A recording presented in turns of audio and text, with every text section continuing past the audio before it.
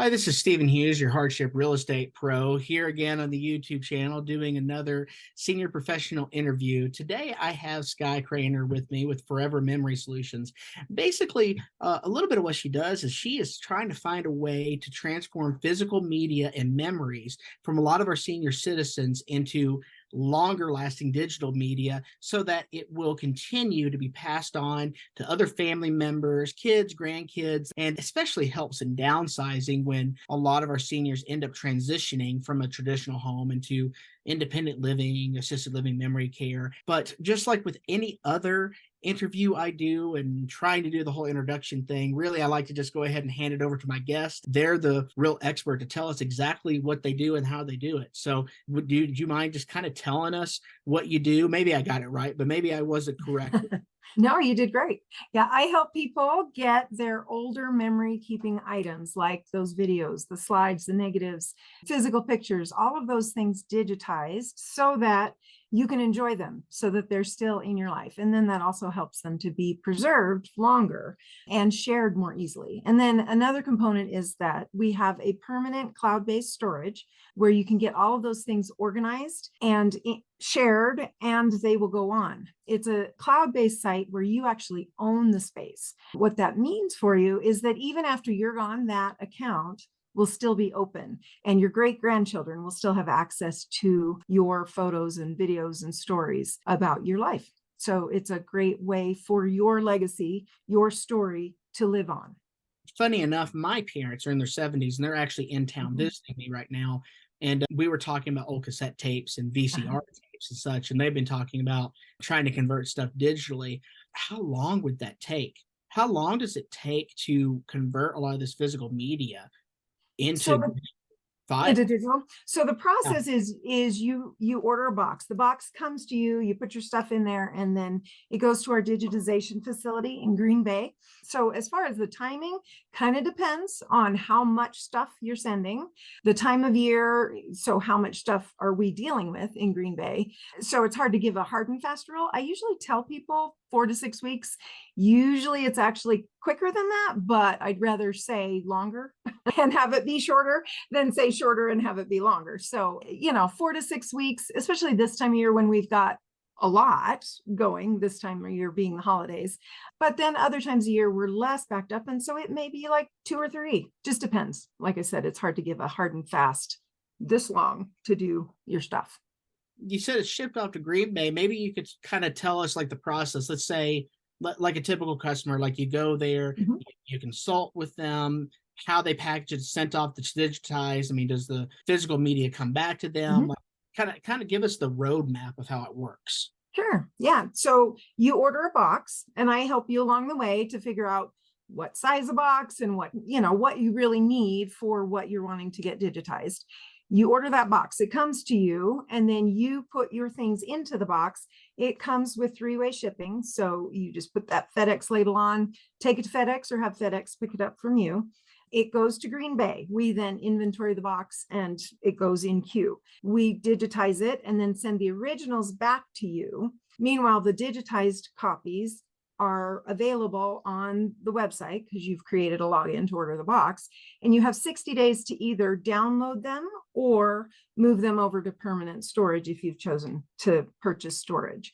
You can pay a little more and have us put it onto a flash drive or a DVD. However, I usually tell people don't do a DVD because honestly, that's old technology. My computer doesn't even have a disk drive anymore. And so it's rapidly something that isn't going to serve you well. And a flash drive, you certainly can do that, but a flash drive also is not necessarily a permanent medium for holding your items.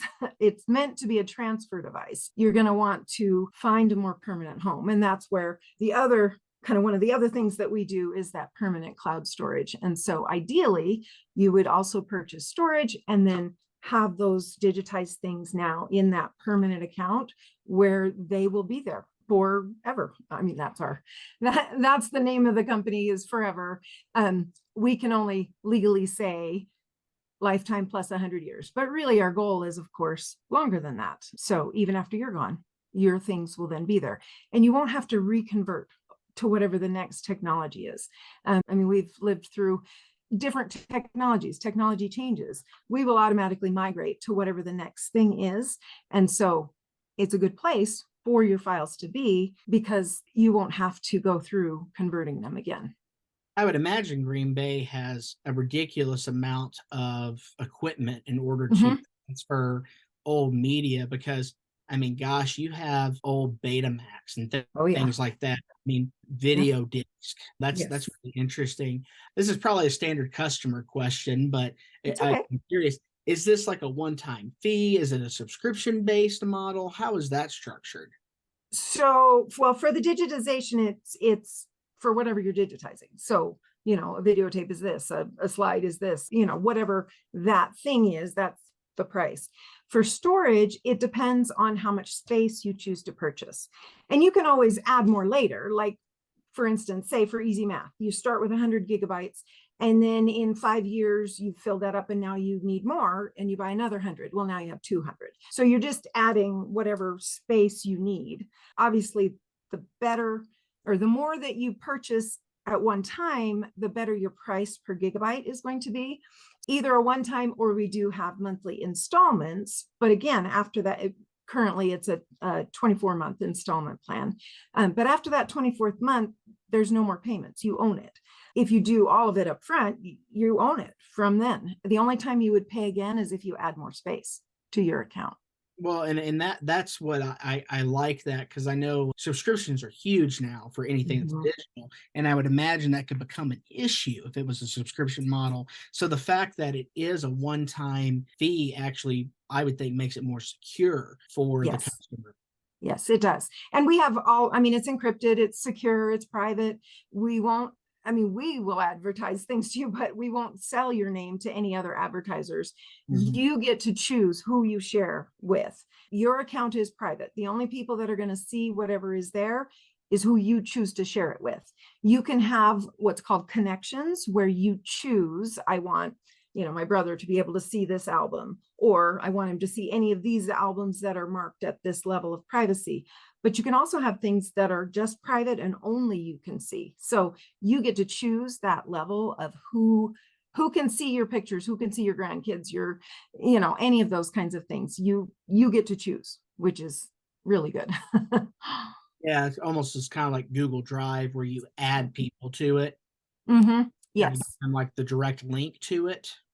Yes, exactly. So you can choose to share one picture or video, or multiple ones, or a whole album, or your whole account if you choose. I mean, but you get to choose that. And you can also set account managers and have preservation settings, which means after I'm gone, this is what I want to happen. These are the people that I want to, now have access to my account.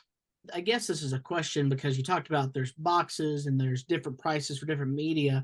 What I'm thinking about is, of course, like the old VHS tapes, like home movies. A lot of people have labels on those. They're labeled. Sometimes photos are in photo albums, and then it might say vacation of 1991, things like that. But one of the things I have seen is, you ever seen people have like the boxes of the old developed photos they got at Walgreens, Walmart, and they're still in like the original paper envelope, and it's just, they're just in a box, so they're not necessarily labeled. What would the process there, like, does the customer need to sit there and try to label those, or does Forever Memory Solutions just like make up a category for each of those envelopes? Does that question kind of make sense? Yeah. So what happens when you send your stuff in? If it's labeled, like say you have an envelope, the old envelope from the store, and it's labeled with Yellowstone Vacation. Well, we're going to create an album that is labeled Yellowstone Vacation, and those photos would go in there. In the case where it's not labeled, we're just going to have an album of photos. And maybe it's a couple of different albums. If they're grouped into different numbers, it would be photos 1, photos 2, photos 3, and then we would put them in there. Later, you can then go into your account and label them yourself. We're not going to try to figure out who people are and where it is and all of that. But if you leave us some clues, we will certainly use those clues to help group them. We're not going to label each individual picture for you unless you pay extra to have, that service, but we will put them into groups for you if those groups are labeled. Does that make sense? Yes, it does.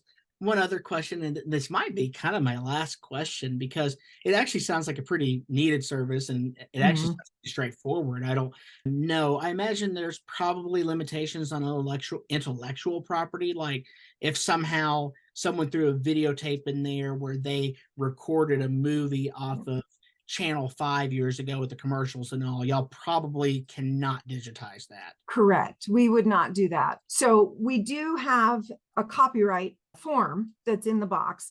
You would sign that form. If it's a movie, we're not going to digitize it. We would then just, refund your money there.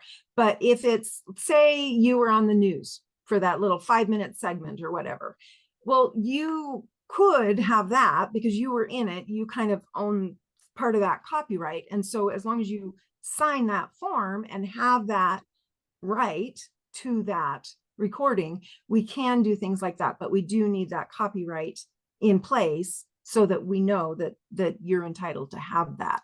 But things that are strictly commercial, and we're not gonna, do the movie that you recorded off a TV from, You know what the I'm talking about, Oh, right? totally. Oh, totally. Because yeah, we all did it back then, Yeah. Even if it was simply to watch it later, but then it got recorded along with then you took the videotape and recorded the kids ballet program or whatever on it. And so there might be multiple things on there. And so we would not record or not digitize part of it, but we would do the ballet. But we would need to know that up front, that on this tape, there's going to be this part that is not, I don't own the copyright to this, but then there's this other part that is the birthday party that I do want. So we can do things like that to Yeah. work with the client. Okay. Anything you would, I guess this is kind of an open-ended question, anything you want to say about your business or the service, or just like maybe a fun fact, maybe a story, experience, something that you think would help anyone watching this video? I would just encourage you to think about the memories that you have items for, and think about where they are and get them back into your life. Get them digitized, because honestly, anything physical is deteriorating. It just does over time, right? And so you recorded it in the case of like a videotape or whatever. You took that picture, you did whatever it was to create that thing because you wanted to remember, because you wanted that record. So let's get it back into your life, get it digitized. It's also not going to get any better. And so it's better to do it sooner than later, just because over time, like I said, it will deteriorate. And so the sooner you do it, the more likely you'll be able to. If you wait too long, at some point, it may not be able to be digitized because it's deteriorated enough. I would caution people, don't necessarily go play the tape, even if you have the VCR or thing, because it's possible, depending on how it's been stored or how long or all of that, it's possible it's already deteriorated some and you risk it not being good. So I would encourage you to just get it digitized and then go from there, because that way you have it. Now, it may be okay, it may not. And you don't know, unfortunately, until you try, and then it might be too late. So That's good advice. Yeah, because maybe people want to look and say, I don't know exactly what's on here, but then they put it in the VCR, it has been used in about 15 years, and it eats the yeah, tape and chews it up. And that's exactly. very real in that technology. I don't think I have any other questions. I really appreciate having you here on the YouTube channel. Of course, folks, Skye's information is going to be in the description box below. She sent that to me earlier, so we'll add that in. Her website is there, plus all of her contact information. But Skye, if you could still just say that verbally for us so it's in the video, that'll be helpful. Sure. You can go to forevermemorysolutions.com. And that will take you to my website and all my contact information, and more information about specifics or links to specifics will be there. So you're welcome to go there and reach out to me. I'm always happy to answer questions for people. Awesome. Well, thanks so much for being on the YouTube channel, and I'm sure we'll talk again soon, okay? Okay. Thank you. Awesome. Thanks. You have a good day. Bye. You too. Bye.